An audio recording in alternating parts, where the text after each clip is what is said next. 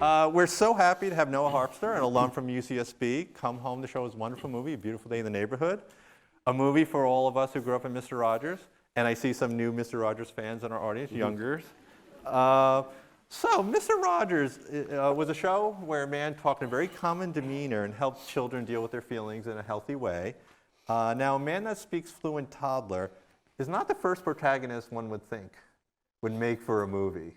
No, I think, I think, you know, I've been working on this almost 10 years. Actually, now it's been 10 years since we started this project. And it started with my own frustrations as being a dad. I had a toddler and a newborn, and in sort of a moment of frustration, put on an episode of Mr. Rogers' Neighborhood, and my toddler like turned to the television and started doing like windmills with Mr. Rogers. And I was like, I called my writing partner, Mike, and I said, Mr. Rogers is a warlock who speaks toddler, and we must write about him. And I think, to answer your question, like realized very quickly that Fred was not a good protagonist for a sort of traditional biopic, right? He was unwaveringly awesome for 74 years, which doesn't really make for a good protagonist. So we started looking for people around Fred who had had their lives changed by Fred, of which there are many. And we found the article by Tom Junot in Esquire, but also found like many other things. There's another journalist named Tim Madigan who wrote a book called I'm Proud of You, which has basically the same story of getting assigned an interview with Mr. Rogers and then him putting his life back together over the course of several years. And didn't really land on the Tom Junot story until years later. We actually wrote a script prior to that without Tom, and then like years later ended up in the Fred Rogers Archive, which is just this amazing place in Latrobe, Pennsylvania, where they have all of these letters and emails that Fred wrote corresponded with, hundreds, if not thousands of people, and they're all in boxes categorized by like autism or cancer or sometimes by people. And the Tom Junot box came and was dropped right in front of us. And we had these like cotton gloves on, and we're going through these letters. There are 250 letters in this box that they wrote over the course of 5 years after the interview. And one of them was a handwritten letter that Fred had sent to Tom right after they met for the first time. And it was 18 pages, handwritten, both sides of the pieces of paper, so that when Tom got home, the letter would be waiting for him. I mean, it's kind of amazing. So how much of it was based on the actual writer, and how much did you have to, embellish a little or combine with other stories? I mean, like I said, there's so many people who have had their lives changed by Fred, and also over the course of 10 years, Micah and I, we lived lives, right? I mean, we lived a life, and you spend that long on something, and it starts to become the water you're swimming in. And so like Fred kind of became our guide through, and for me personally, like, toddlers into like kids into like tweens. And my father was diagnosed with cancer and got sick and passed away over the course of writing this movie. So like I was putting a lot of that into the movie as well. Like Tom Junot certainly has a very complicated relationship with his father. He's written a lot about his father, but not as complicated as the movie. Yeah. So what concerns did Joanne Rogers have with the movie that tells the story of her husband? Well, it's funny, rightly so. The Fred Rogers estate is incredibly protective of his rights, his legacy, and so we wrote a script with no rights whatsoever. We wrote a script that we had no right to write. And we obviously needed the estate for the music and for the sets and the puppets and the likeness. And eventually we got to Bill Eisler, who's represented in the movie, who read our script. And he's sort of the gatekeeper of the Fred Rogers estate. And he said, yeah, guys, he's like, you guys, your script's really good. Yeah, you're good writers. there's never going to be a Fred Rogers movie. But you're welcome to come out to Pittsburgh and have coffee with me if you want. But there's never going to be a movie. And we're like, oh, okay, let's go to Pittsburgh. So we went out and just, over the course of the next year and a half, just like kept gnawing at him and kind of sending him emails and calling him and checking in. And eventually he sat us down with Joanne Rogers. And we spent probably 4 hours with her, and she asked us a lot of questions, and she told a lot of stories, and she really only had one request of us, and by request I mean a demand, was that we not portray Fred as a saint, and that's in the movie, and because if he's a saint, then all of the work he put into this life and to listening and helping gets negated. And it means that no one else is capable of doing that, unless you happen to be a saint. But for the vast majority of us that are not saints, it then makes his work doable and achievable, which is a pretty complicated thing to say to two writers who were like, can we make a movie? And you were thinking like, and they really gave us free reign with Fred. I mean, she ultimately opened up his closet, so all of those ties are Fred's. Oh. A lot of those clothes are Fred's. A lot of the knickknacks you see are things that she was like, just take that. You can have that. Sure, have this. She was like fully on board. And she's also in the movie. So when they pan around and during the minute of silence, that's Joanne Rogers and the real Bill Eisler and the real Mr. McFeely. They're all sort of in the scenes there. So in any of the drafts earlier, were you balancing how much of Fred would be in the movie versus the writer? Because clearly the writer was more of the protagonist. Mm-hmm. Fred couldn't have. Was there any drafts where Fred was actually more in the movie or less in the movie? We never wrote that draft. We had that conversation. But we knew just from the very initial research that we did that there wasn't a story there. And Mike and I are a little allergic to biopics in general.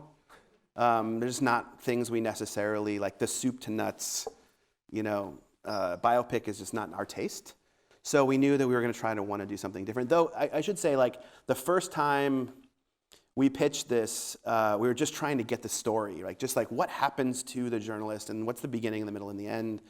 And we pitched it to our manager, and he was like, "Yeah, guys, it's really good, but it's kind of cheesy. It's like it feels like a Lifetime movie." And we got in our car and drove the hour and a half across town, in traffic, and we were like, "Yeah, you're just a jerk." And then halfway through the drive, he was like, "Yeah, he's right. It's pretty cheesy." And then so we on that car ride, we sort of hatched the framework of the show, which is that this is an episode of Fred Rogers about Lloyd, our main character. Like, it's an episode of television of Mr. Rogers' Neighborhood for adults. And so that was the sort of the angry car ride home was when there was hatched. So the very first drafts that we wrote all had, in fact, the first scene is almost exactly the same in the movie as it is in our first draft. Oh, wow. Yeah, there's a couple words that are different, but it's almost exactly the same. Yeah, we don't often see the theme of masculine vulnerability in a movie. The concept of especially men finding ways to deal with their angers in a healthy way rather than the way we usually do. How do you go about writing this kind of theme? Because it is an interesting thing seeing about the idea of masculine vulnerability and anger issues and stuff like that. Right. I think, as boys into men, you're basically taught that one emotion is acceptable, right? Which is anger. It's like the only thing that's okay. If you're a boy, if you're a teenager, if you're a man, it's like anger's okay. But obviously we have lots of feelings. And I think that the reality is like I said, I was struggling with all this, and Micah and I think over the course of this, at some point looked at it like Fred was our guide. And so he kind of was able to just guide that story for us. I mean, the guy has so many quotes and has written so much and was such an example in his own life that I think we just kind of started channeling him. And we had access to the archives, so we had thousands and thousands of letters that he had written, largely they're all about that. And if they're not about that, he is that in the letter, right? And it's always about the other person, really, instead of himself. Yeah. Yeah, his thing, I think he says it a couple times in the movie, but he would, even if you were to try to not corner him, but get him on something, to point something out, his answer would be like, how like you to say that? How thoughtful of you to say that? And then all of a sudden it's back on you,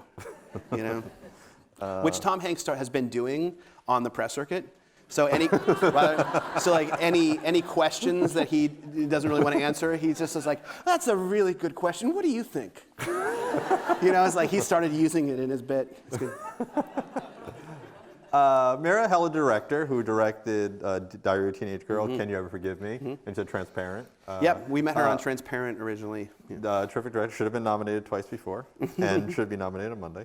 What did she bring to the project? What was special about, you think, her as a director to be able to steer this project? Well, a couple things. I think the first thing is that she just, like I said, 10 years, right? So she came on maybe 6 years into the process, and over those 6 years, we'd been, we'd have to defend these moments in the movie that are hard to do when, the director's not there to say, this is what it is.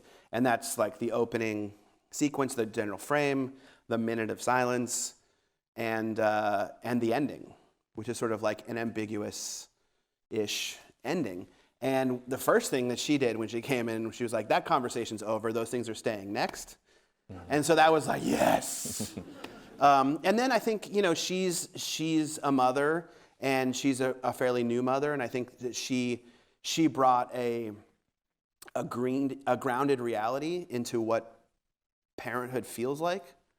I think was very important to her. She has a real pet peeve for when film and television, when the baby's just not in the room. Whereas the baby's never not in the room, right? If you have a kid, the baby's in the room and they're driving you insane, and that's part of the scene.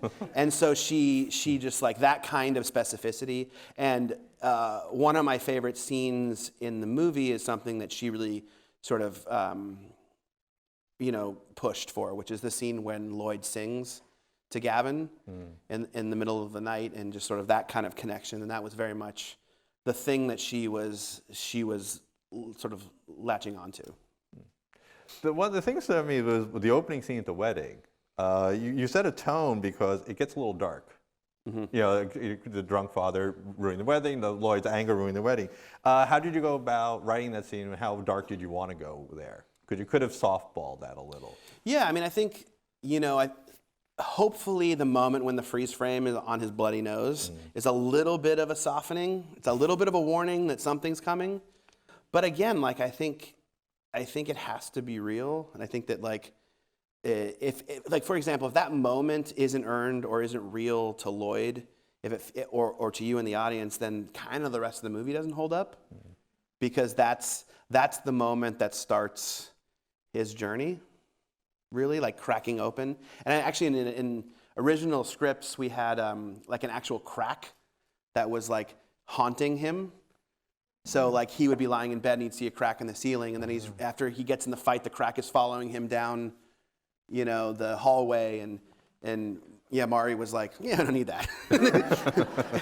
It's just right. But the idea is the same, which is that this thing, because of this moment, because Fred is cracking Lloyd open, and making him feel things that he doesn't necessarily want to feel. I think that moment has to be very real. I thought the performance was amazing. His quiet anger building throughout the whole picture. You definitely found the right actor to play that part. And that's Mari's credit too. She fought for Matthew. Yeah. Well learned. It was what, the guy from The Americans, a TV actor? And she's like, yeah. We first meet Mr. Rogers when he's interacting with a child with cancer on the set. That's when Lloyd comes to that. He has such a still and calming presence. Of course, the production crew is panicked.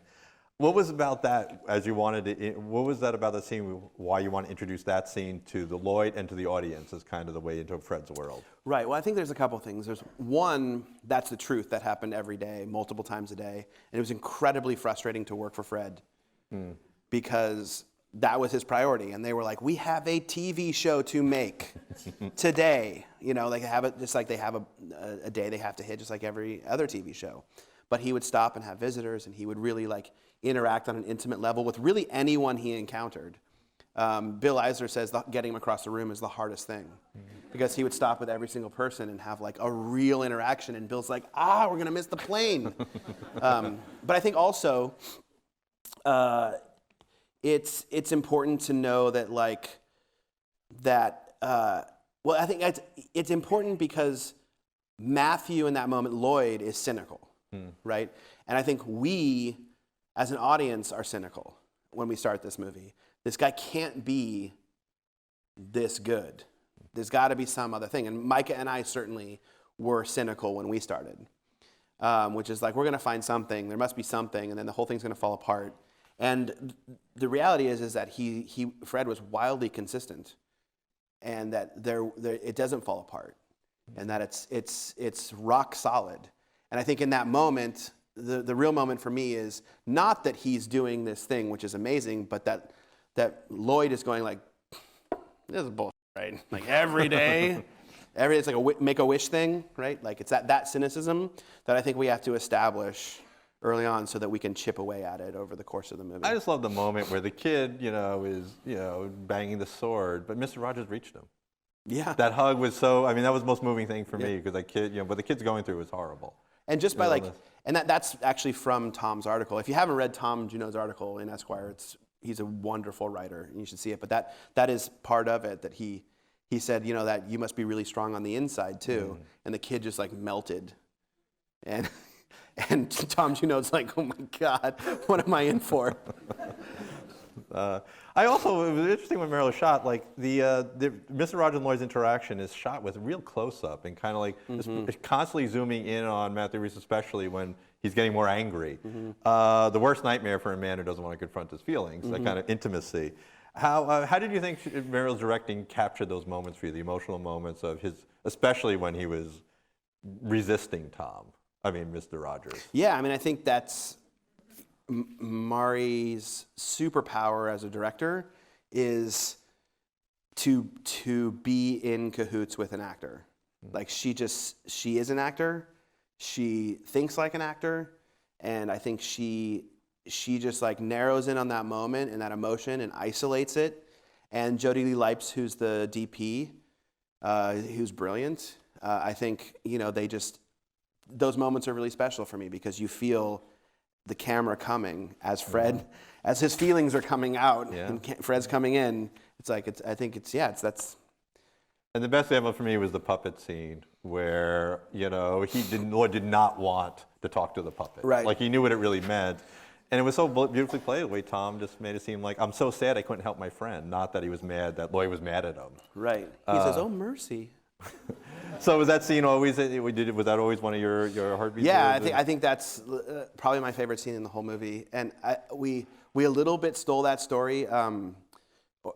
Do you know Susan Stamberg from Yeah. So Fred stopped. We talked about it in the movie. They stopped doing the show for a little while in the late '70s, and while he stopped, he started this other thing, which was kind of like a Oprah for grown-ups.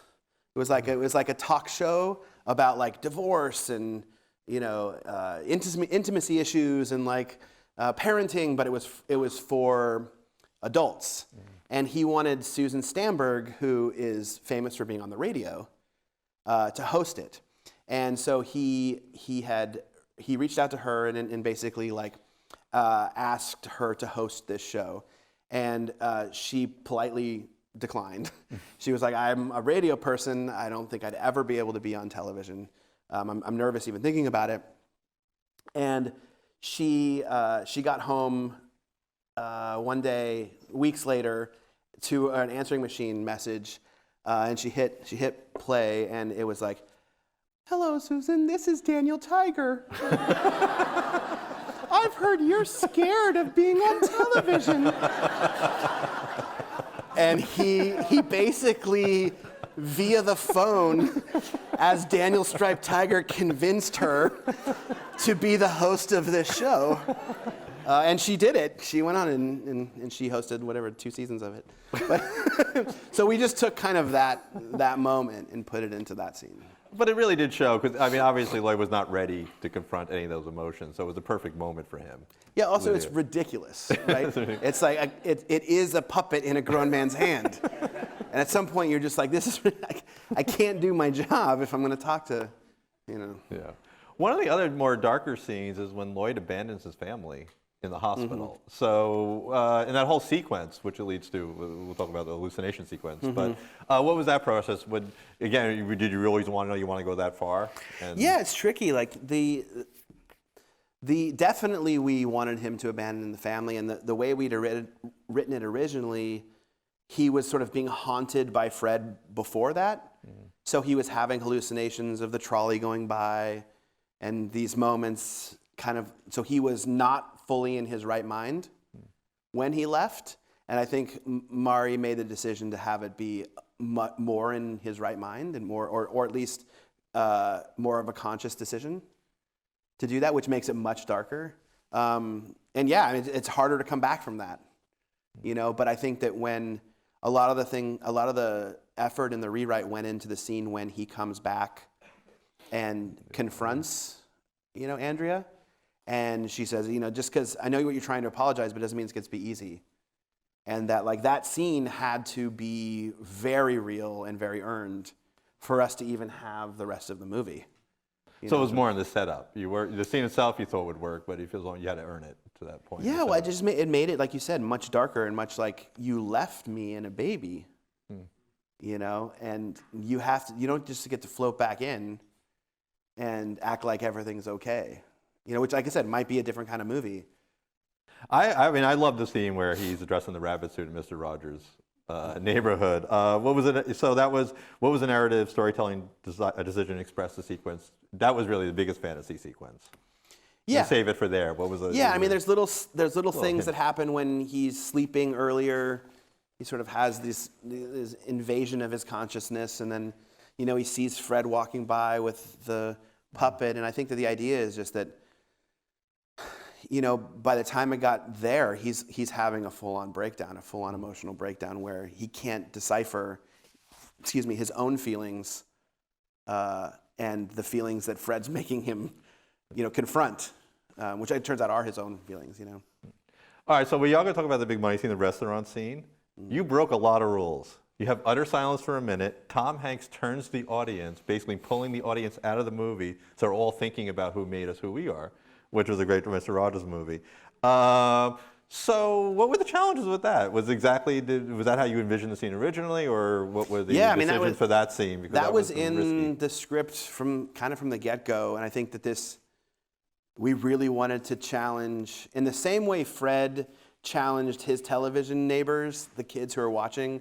He talked to them and then waited for answers. If he asked a question, he waited for an answer. Right, and he really talked to them like they were there, and that he called the space between the television and the space between him and the children is sacred. And I think that in that moment we felt the same way. It was like, we want to make sure that this is not just, you know, at an arm's length, but this is something that you actually are being asked to participate in. And yeah, the logistical challenges were everyone was like, this is never going to work constantly for years. And not only did Mari defend it, she doubled down. And, you know, I think we were like, it looks in the lens, and on the day even Tom Hanks was like, we're not really going to do this, right? Like, I mean, I'll do it, but it's not going to work. And she's like, no, we're going to do it. And then she had him hold that gaze. And hold that gaze longer and longer until you, hopefully, as a viewer, just cannot deny it. Well, she did a great job of pulling us out of the scene into that emotion and pulling us back to the movie, which I thought was one of the most amazing directed scenes. Now, another difficult theme to talk about is forgiveness is one of the hardest things to do in real life and translate onto screen. How did you want to approach that in the scene where Lloyd and Dad have their drink together? You know, the alcohol scene, because it's difficult, and especially people who deal with alcoholism. You know, children of alcoholics have that.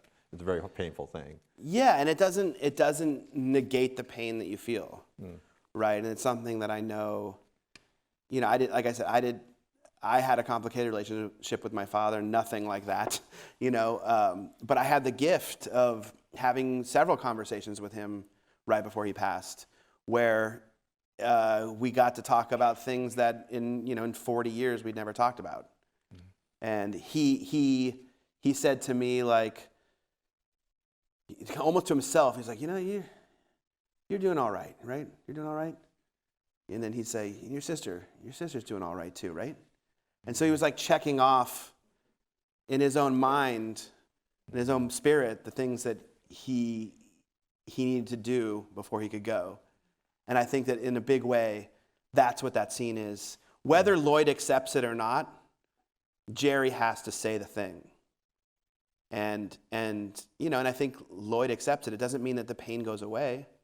It doesn't mean that it's suddenly everything's great. He wasn't being gaslit, right? His dad really did do those things, and his dad really did apologize. Those things are both facts. But it meant something to Lloyd that moment, though. Yeah. It was some kind of like almost making peace with the pain.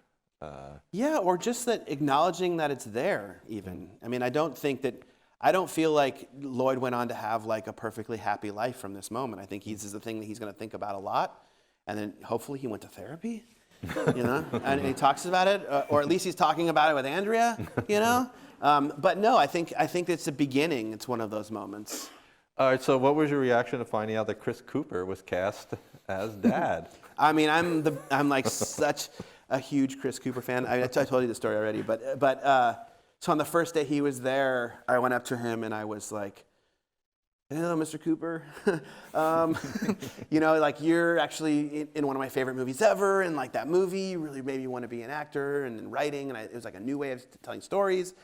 And he was like, "Which one?" And I was like, "Lone Star, the John Sayles movie." And he goes, "Really? Why? Why that one? I've been in a lot of movies, man. That's a weird one." And I was like, "Oh, okay, that didn't go as planned." And then I goes, "Not go as I planned." But the truth is, like, the scene where we shot the scene where he passes away kind of already, and Chris is like, I wouldn't say he's a method actor, but he's not a method actor. He's kind of living in it all day, and so we'd been shooting these scenes for a couple days, and we were about to rehearse the scene where everyone's there, right? So like when Lorraine and I come in, and when Mr. Rogers arrives, and Andrea and everyone's there, Dorothy's there, we're about to rehearse that scene for the next day. And that's actually the first day that Tom Hanks was on set. So he wasn't working, but he was there for a photo shoot. So he was in like full Fred Rogers out, right? And so we're rehearsing, and we're about to rehearse, and I'm looking at Chris Cooper, whose like hair is greasy and it's matted. He's been on this bed for days, and it smells. And I'm just like, he looks like death. He looks like my dad. He looks exactly like my dad. Mm-hmm. And I'm like already kind of choking up, and like Tom Hanks knocks on the door. He goes, "Am I in the right place?" And walks in as Fred, just like, because that's what he does. And I lost it. I was just like, 10 years, Tom Hanks, Mr. Rogers, my dad, where is it? And just as Marty's like, "Okay, we ready to rehearse?" And I was like, I only had one line, and I was just like, "I'll do it tomorrow," just, So that was like a moment on set that I will never, ever forget. So what is it like writing a part that you hope to play? It's easy. And then actually getting, getting cast for it. Again, so like this takes so long, and I always am kind of writing something with me in mind. Maybe I'll play that. It'll be fun if I would play that, and so I just kind of assumed I would play it, and then like when Mario came on, we'd done all the rewrites, and I was like, "Oh yeah, by the way, like I always just thought I'd play Todd. It was something I wrote for myself. I'd love to do it." She's like, "Okay, all right. Yeah, we'll have you audition. And I was like, I was so like, what? And then I was like, oh yeah, she's the director. And so she actually, I auditioned once, and then she called me and she was like, that wasn't very good. Can you audition again? Can you do it again? And so I ended up auditioning twice for that part, and then she let me do it. But she put me through the ringer. All right, so there's a question I've always had burning. Everybody knows Tom Hanks is a great actor. We've watched him for years, and we've seen his roles, we really appreciate it. But you've actually get to act with him. What makes him so good? What does he do that's unique or special, do you think? Or something that's, because it's just, we all know it, but I just always try to understand what it is. I mean, I think there's a couple things, and I think one of them is largely unexplainable. But I think one thing that he does is that he listens better than anyone. So he's incredibly trusting of the director. He's trusting them to watch and bring real feedback, and then he listens to that feedback, and then he does it. He'll say things like she'll come in and give the note and go, yeah, watch this, watch what I'm gonna do, watch it, watch, this is for you. He'll really listen and he'll do it, and he'll really listen to the scene and the actor, which is surprisingly rare these days, to have someone who is as famous as he is in a scene actually listening to the other actors. I think is a large part of it. And the other thing is that I don't know. There's some like highway that exists between his feeling in his body and his face and your eyes, that it's just like there's this thing, there's this like open freeway, and I don't know. It just, he has an amazing craft. He works very hard at it. He doesn't just roll in and be Tom Hanks. He works very, very hard. Yeah, because to me, the scene, I mean, the big final scene, where you're talking about death in front of a dying man, which is a very difficult scene to play. How was that for him to act in, too? Because that is a very difficult subject matter. We don't see that often. Right. Expressing death. So how did you guys, as the team, work on that scene together to make sure? Yeah, again, I think like Fred Rogers was the guide. I mean, those are Fred's words. It didn't end up in the script or in the movie, but there's an episode of Mr. Rogers' Neighborhood where Fred talks about his dog that dies. I'm trying to think of Mitzi. The dog's name's Mitzi. And he just like straight to camera just talks about when Mitzi died and how that made him feel as a kid. And I think we all watched that, and we all like let that be kind of the guide and the feeling. And by that point, like in shooting, everyone's in love with everyone, and it's like Chris Cooper's dying because he's so good that I think you just listen and let Fred and Tom be the guide. Did you always want to end, because obviously Lloyd would not have been a big hugger of Mr. Rogers, did you always want to end with a signing with a friend? Kind of more of a subtle, emotional ending like that? Yeah, it's something, again, like Fred did that numerous times. He'd talk about his friend who taught him this. And like, no one knows who that person is. That person is actually someone who came on the show in the 70s to teach him sign language. But he would always say, like, I forget her name even, but he's like, she taught me this thing. And it's like, okay, who's that person? I don't know who that is. But yeah, he did it a lot. Fred had, think about the people who loved you into being. Anything mentionable is manageable. These are like Fred's commandments. They're things that he believed in and he knew worked, and he used them often. I mean, they're all over his letters. They're all over his interviews. It's things that he went back to because he believed in them thoroughly. I also found it interesting when the last moments is his banging down on the keys angrily, kind of like showing that he's not, perfect. Was that intentional, or what was your moment you wanted to end on? That, yeah. I mean, that was the whole thing, and I think even until the final cut, we were still arguing about that moment with people, because it's like, can't it be just like can't we be a little happier? And it's like, but no, the whole thing is that he's human, that he is this, and he's working at this, and he's like, he is taking on people's burden, and he has to have, that's funny, like and we took so many trips to Pittsburgh over the years, but on one of them, Micah and I, we talked to Bill, and we were like, exactly what Lloyd says. It was like, Fred took on all of these people's burden, like for so many years. Where did that go? Did he talk about that to you? Who did he talk to about that? And we asked Bill Eisler that question, and he's like, that's a good question. I don't know. He didn't talk to me about it. He talked to Joanne about it. You should talk to Joanne. And we went to Joanne and we said, hey, where does this burden go? Did he talk to you about that? Where did he channel that? And she goes, that's a good question. I don't know.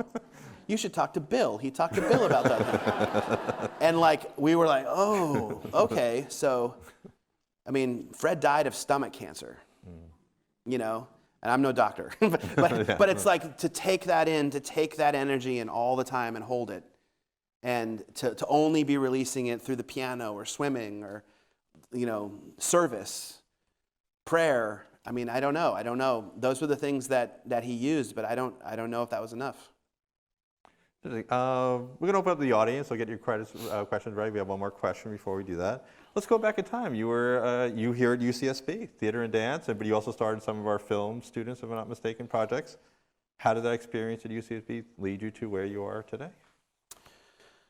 How did it? I feel like not only in the drama department, but I feel like I became a person at UCSB.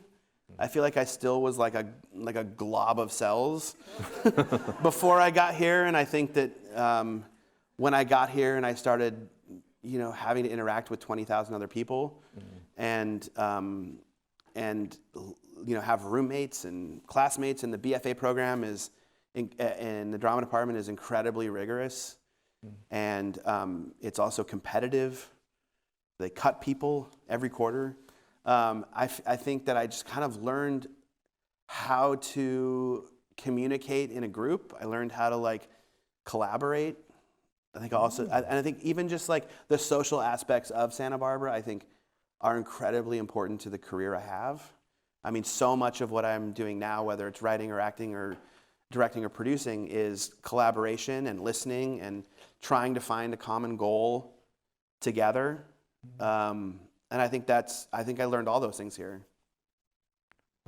Well, we do have some questions, so Wes is going to.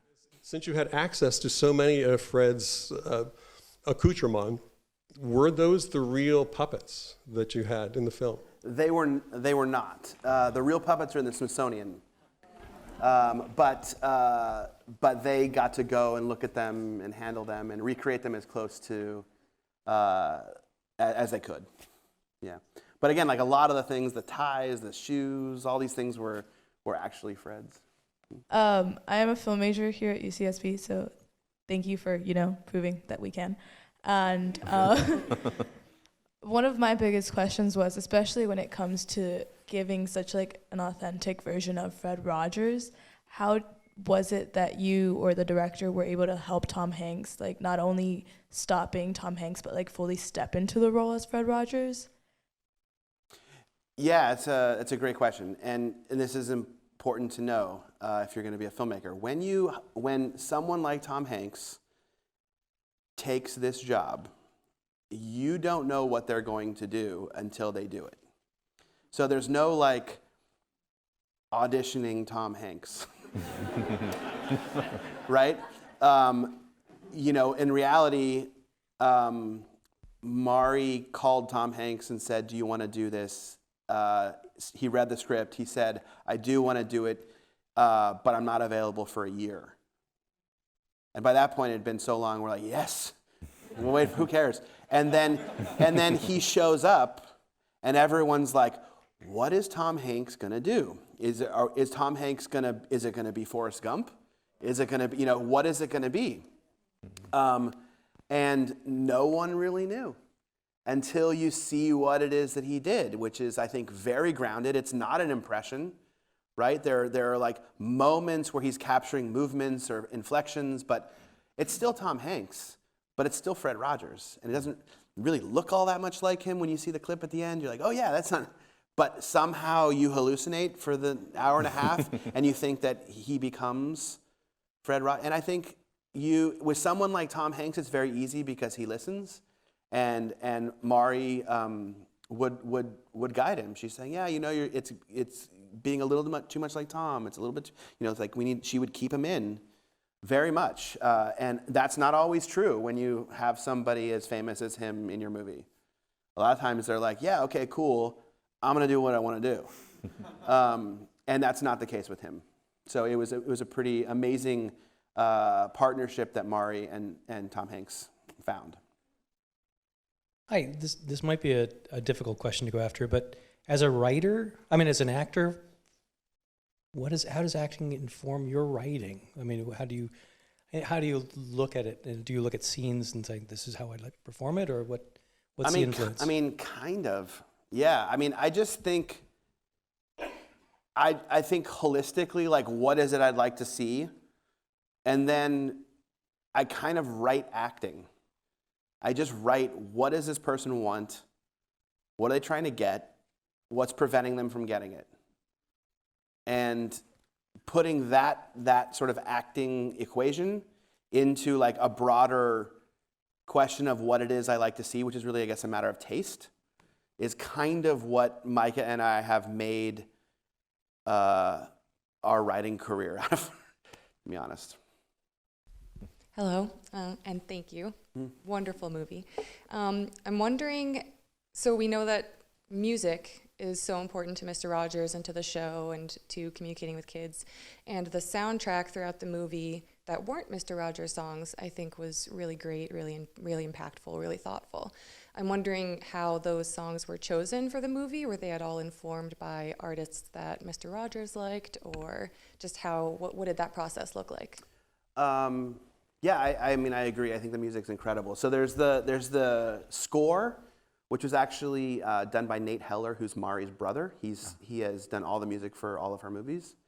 And I think he did an amazing job sort of capturing the classic Fred Rogers themes, but using them for an emotional dynamic as well. But the songs were chosen by the music supervisor, Howard Parr, and the director, Marielle Heller. And a Nick Drake song in a movie I wrote, I'm done. That's like a dream come true. I saw that cut and I was like, well, they'll never be able to pay. Oh my gosh, it's staying in the movie?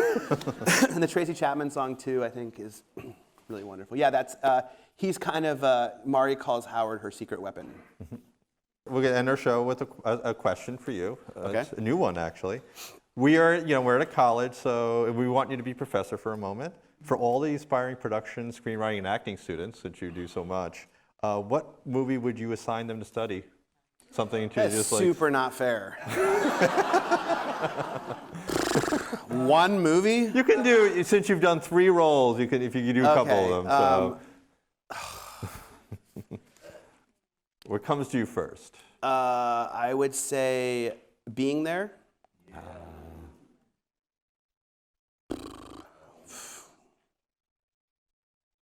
This is brutal, man. Well, why Being There? What would it be about? I think Being There is totally original. I think, we talk about Forrest Gump. There is no Forrest Gump without Being There, right? There is no, that movie to me is so weird and so beautiful and surprising and funny and it's about something. It's just like, it's kind of all the things. I think The Graduate, I don't know, Godfather 2. These are obvious. These are obvious. But for me, Harold and Maude, all of that. Harold and Maude, I auditioned for the BFA here with a Harold and Maude monologue. Oh. And they looked at me like, what Neil Simon play is that? I do not know what that is. But it worked. I got in. But I don't know, any of those sort of like Hal Ashby movies for me, just like I just rewatched It's a Wonderful Life, which feels like it was made yesterday, minus some of the politics. But I don't know. Moonlight. New movies. I think this year we're so spoiled with movies. In general, Parasite blew my mind. It was a very yeah. good year for screenplays. I didn't answer your question at all. Sorry. That was it. Being there. Being there. It's a well, the character of Andrea Vogel captures the main concerns the audience have in Mr. Rogers movies. When I was worried about, please don't ruin my childhood. Yeah. So thank you for not ruining our childhoods and coming back to UCSB. Thank you.